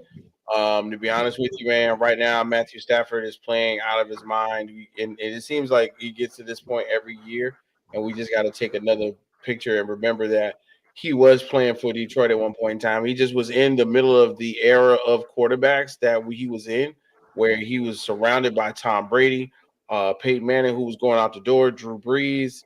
You know, I can name maybe one or two more who he was around, and we were kind of sleeping on his ability to be a winning quarterback. But luckily, he got a chance to go to LA. He's already won 1 Super Bowl, and you know, some of the debates I've been hearing in the past couple of days, especially after this win, is Matt Stafford a first ballot Hall of Famer? I'm going to have to go ahead and say, yeah, even though that's not necessarily the conversation that we're on right now. He's been playing out of his mind. And you know, to say that we were tiptoeing around him not even playing and possibly retiring because of some back injury, I think this is a testament to who he is right now. But I would be remiss to not mention how well Sam Darnold and the Seattle Seahawks are doing. The Seattle Seahawks defense is going bonkers. Right now, they're only allowing 19 points per game, 307 total yards. I mean, the Seattle Seahawks team as a whole, I might like a little more than the LA Rams at the moment, which even though the Rams metric would tell you that the defense is leading in between the 3, I honestly have to say just because of and then even with Detroit, Jared Goff is really doing his thing right now with that team. But sometimes it takes them just too long for them to get cranked up.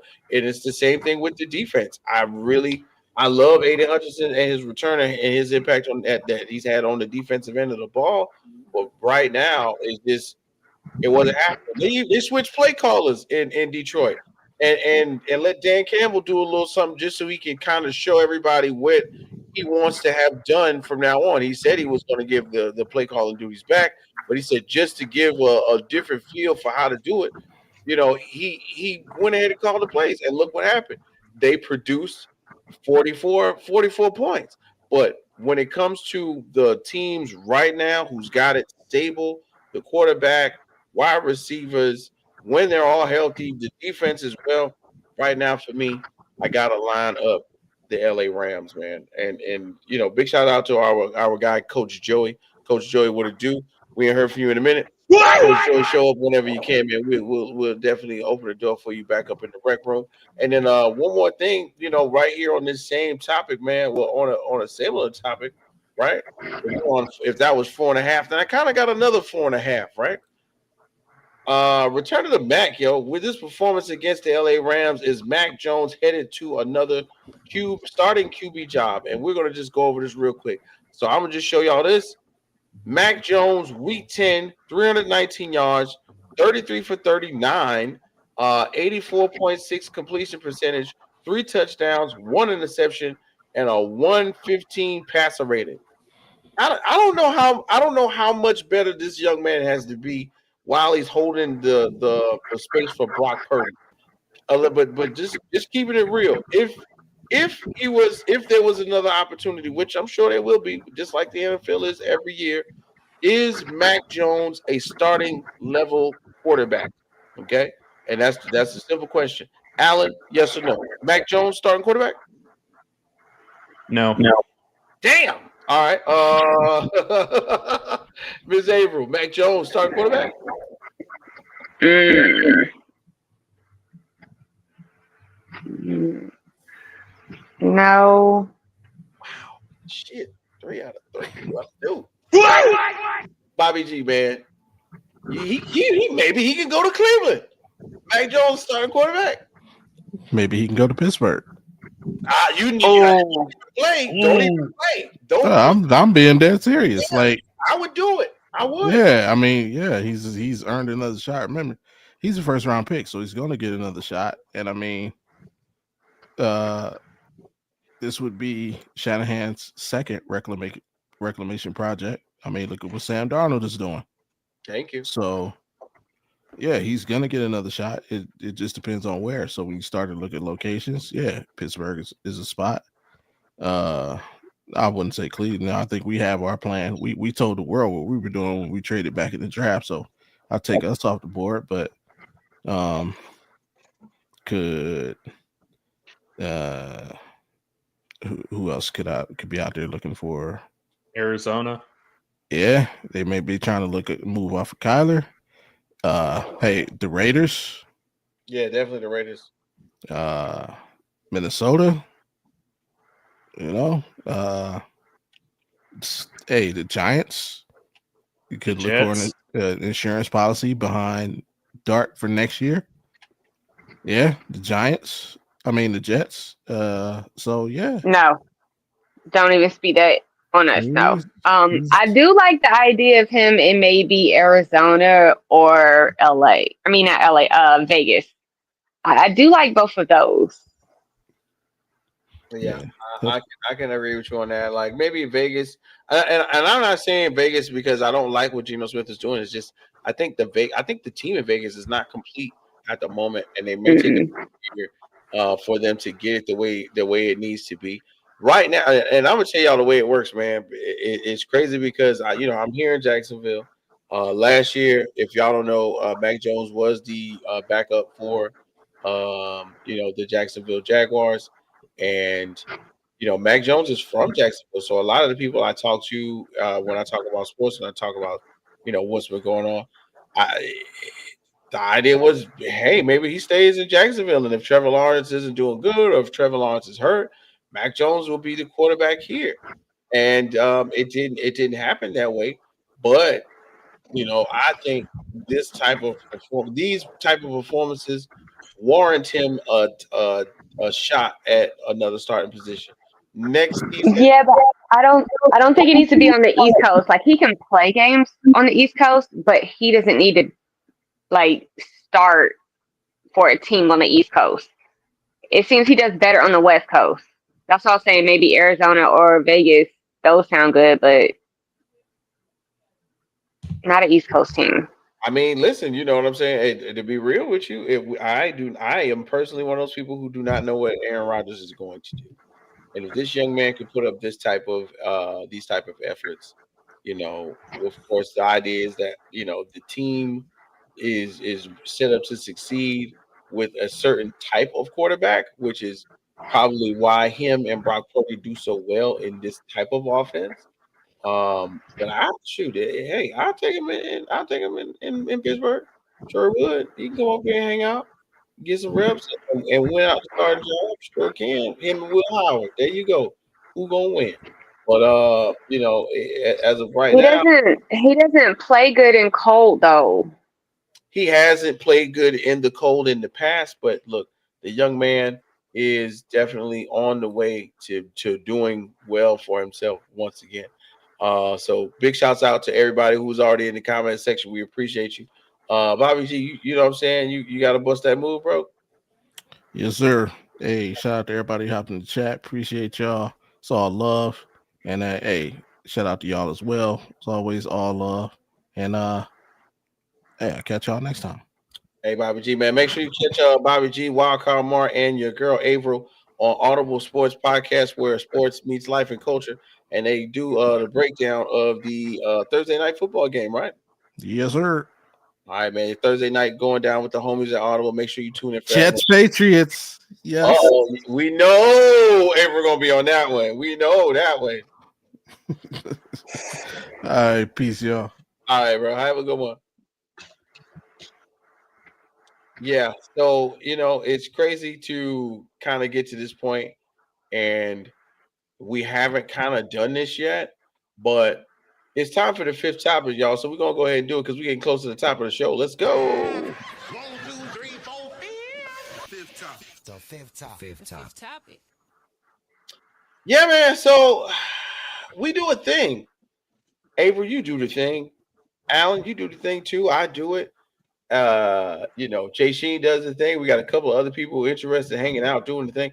It's wild that we get to have it and we all get to participate in it. But it's the RecRoom, man. Fantasy League mid-season review. And our co-producer of multiple things, Alan, can you do me a favor and share that screen for us right quick?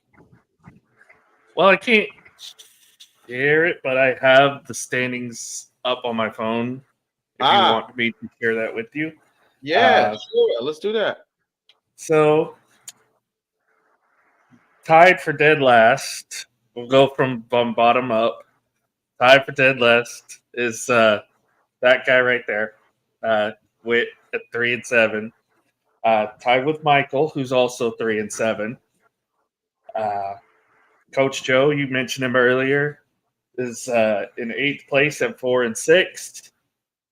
There is a 3-way tie at 5-5 for 5th place. The team on the outside would be Tanner's team at 5-5. He'd be on the outside looking in.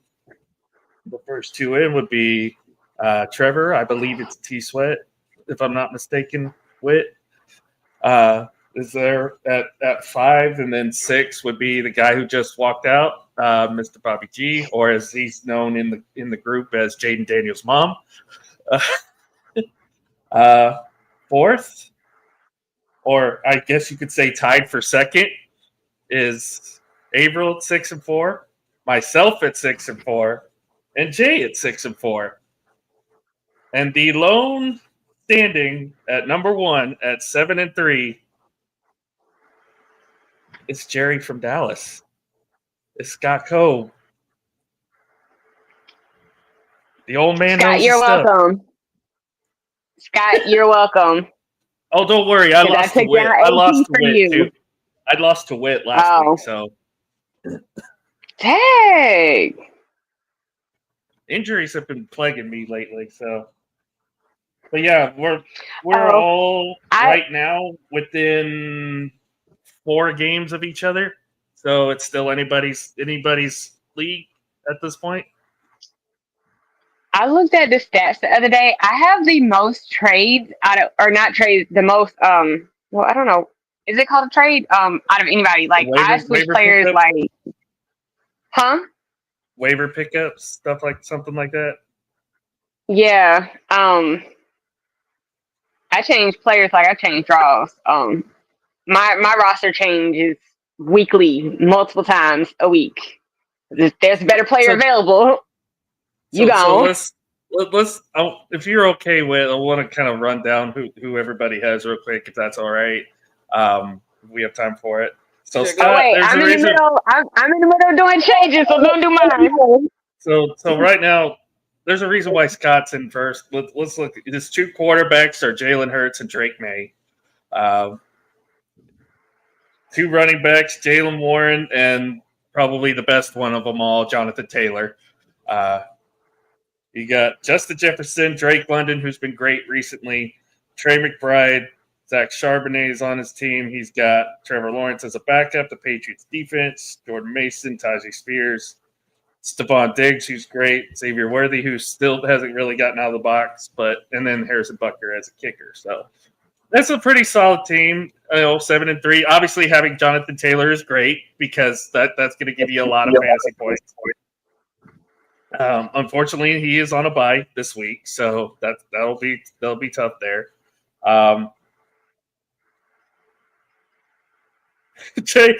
Poor Jay has nobody showing on his team right now. But he's got, looking at Jay's here, he's got Patrick Mahomes, he's got Bo Nix, he's got Daniel Jones for some reason, Jahmyr Gibbs, Travis Etienne, Travion Henderson, who had a big game last week. You got Keenan Allen, McMillan, Rasheed Rice, Wandale Robinson, Kate Otten, Tyler Warren, who's been great this year. Brandon Aubrey, who's automatic from 50 at times. And you got, Broncos defense is good. So that's not a bad grouping there. April, you want me to do yours or you want to do yours? Oh, hold on. I'm switching. I'm switching players real quick. Hold on. Doing something. Come back to me. Yeah, coming back to you. All right, so yeah, so what we'll do? You know me, boy. Yeah, I know. Wait, share yours. Yeah, so I am wilding out right now, which, honestly, this is one of those moments where this ain't my everyday group, but it's what's happening. I got Jordan Love and Mac Jones as my quarterbacks right now. Saquon's in there. I got Ashton Genty. That did not pay off like I thought it would this season. Rome Odunze, Marvin Harrison Jr. not working out right now. David Njoku, very reliable, does something at least once a week that I can say, okay, that's why I got him. Ramondre Stevenson is out at the moment. Marquise Brown, because ever since Rashee Rice came, Marquise Brown has been relegated to like the third or fourth wide receiver. T. Higgins makes me happy, but then also makes me upset. Noah Fant is in Cincinnati, so anybody gets the ball, it's probably not the person I really wanted to be, which would include him. Jonnu Smith did really well for Pittsburgh, like week one out of nowhere. I have not. Well, he did a little razzle dazzle this past week, but has not been doing what I wanted him to do. Travis Hunter, my guy, T. Hunter. Oh my God, I feel so sorry for him. At first, it was going to be out for 4 weeks with the LCL, surgery, which technically wasn't supposed to take long or whatever. But now Travis Hunter is out for the season. Then I got the man, the legend, the leg, Chris Boswell, straight from out of my Pittsburgh guys. Then I got the Chargers defense and the Green Bay Packers defense. Yeah, I'm okay, but I'm all over the place, and I know that. Okay. I'm ready now. All right. Uh-oh. So I trade players like I change draws. So I started out with Purdy and I started out with CJ Stroud, and I've kept them, but Purdy, he didn't play for a couple weeks, so I had to pick up other quarterbacks. So I rotated through Mariota, Brissett, Russell Wilson. They've all gotten me really good points, but there was 1 week where I think the only quarterback I had that was starting that was available was Wentz. And I had to go wait till somebody dropped a quarterback to pick up one. So I actually started out the season with Scatterbo. And so when his ankle went that way, it hurt because he was great. So now for my running backs, I have Montgomery. I have from the Lions, I have Breece Hall. And then I've picked up a couple other ones, but I don't really know them because I don't watch them as much. But Harvey from the Broncos, and then I picked up Aaron Jones from the Vikings. But I don't watch as many Vikings or Broncos games, so we'll see. But they had really good points, so they're on my roster for this week. I've had Deebo Samuel, St. Brown, and up until just now, because I just dropped him, I had Garrett Wilson, and I dropped him. Amon-Ra gave me some really good points. Deebo Samuel, he's probably going to get dropped because he hasn't been really doing anything. But I did pick up DJ Moore and Shaheed and Tucker from the Raiders. So we'll see. My defense never stays the same. I trade defenses every week. So this week we're going with the Ravens. They had the most points of who was available. Same thing with kicker. Who has the Jets kicker? I need to know who has the Jets kicker. I want to trade back for him. I had him at the beginning of the season, and I had him and the Eagles kicker, and I dropped him, and I want Nick Folk back. Huh. So whoever has him, send me a trade. But right now I have the kicker for Broncos, and my kickers haven't been doing that good. So I want my kicker back. Give the young lady her kicker back, ladies and gentlemen. That's all we got to say about that. And it's really going down the league, and it's one of the most fun things we do. We get to talk trash to one each other and kind of one up and one another as we figure it out. And really, I gotta. This is one of those things where this is that time of the year where you gotta dig deep on that roster and those and that whole idea of who's available and who isn't and who's free agents right now. So check that depth chart. So I won't go over the rest of everybody's teams, but I'll end off with mine here. My two quarterbacks. Obviously, I picked my quarterback, Dak Prescott, and Baker Mayfield. So I got both of those guys. For some reason, I cannot draft running backs for the life of me. That's been the one weakness in my drafting style here. Kenneth Gainwell, Quinshon Judkins. Judkins is obviously the primary running back. Gainwell's probably just there for filler at this point. No offense, Whit, but hey, that's kind of what it is. Wide receiver room, you got CeeDee Lamb, of course. You've got JSN, who's been the best wide receiver in the league, fantasy-wise. Devontae Smith, who's been great down the stretch here the last couple games. Brock Bowers, who's one of the better tight ends in the league. Although I also have Jake Ferguson, who's been a top 5 fantasy tight end this year. Kicker, I just picked up Cam Little, who just hit from 68 not too long ago. Not a bad pickup there. And one of the better defenses that might get me a lot of points this week, the Cleveland Browns defense. Who knows? I don't know. We might have to make a change of that. But I also have guys like Ladd McConkey, Kareem Hunt, Bryce Young as a backup quarterback, Chris Godwin whenever he's healthy. There's some options. There's a lot of options there. Yeah. I've struggled with the tight end. For the longest, I only had Kittle, and then Kittle got hurt, and then I couldn't find a tight end to save my life. So I think I had like random players in my tight end spot. But Kittle's been like my only main tight end. That's where I messed up with my draft, is only having one. Yeah, tight end is normally one of those ones, man. If you can get the right one or two, you can set yourself up for wins after wins after wins. But it's been fun. I'm definitely in it to win it. I'm going to try and make some things happen, even though I'm at the bottom right now. Big shout out to Jay. You know what I'm saying? This is one of his it's his highs of the NFL season is winning these games. So big shout out to Jay for putting it on for us right there. And of course, hey, it's all in fun. I can't wait until we get deeper into the season. Oh yeah, look at that. I have an option and L. Oh wow, yeah. Big shout out to Jay. We appreciate you, man. But yeah, Jay, you need to fill up your team here. You got nobody starting this week. Hey, now that's how he does it. He'll start him right at the last minute. Oh yeah. He did that the week that I played him too, and I'm like trying to do my matchup, and I'm like, come on, like who you playing?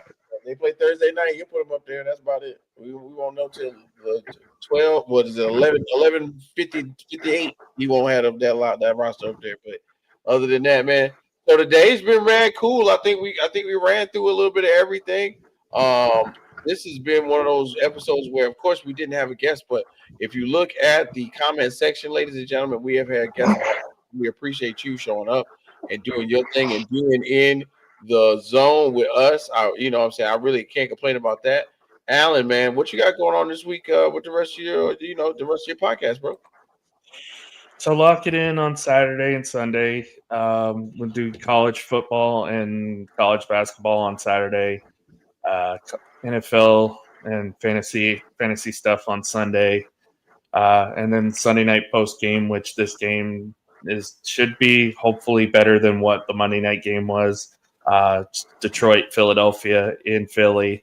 I don't know. I'm not giving my hopes up just yet, but we've had a lot of stinkers on Sunday night lately, so hopefully this one's better. and then we talk baseball every Wednesday evening, and then wrestling on every Tuesday evening. So All right. And then Miss April, you hanging out with the guys from Audible this week right here? You gonna be on the Thursday night show? Yes, unfortunately, I will be there. I'm still a former Jets fan, but we'll see.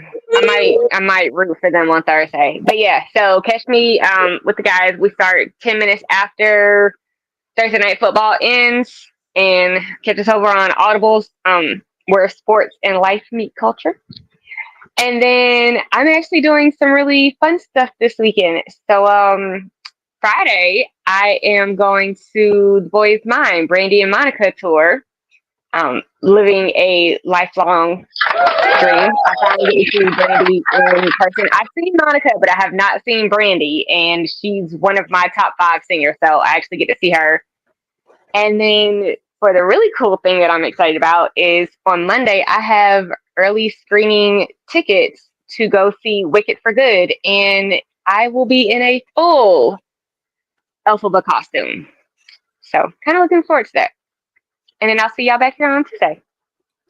Now, along with my adventure where I got a chance to go see the Celtics play, I saw Predator Badlands over the weekend, y'all. And I don't let nobody tell you that I literally watched the review, and somebody was going to talk me out of watching a movie that I enjoyed, the genre of movie. But the movie was good. The premise was good. It made sense. The characters were great. Predator Badlands, if you ain't go see this #1 movie in America, go check it out.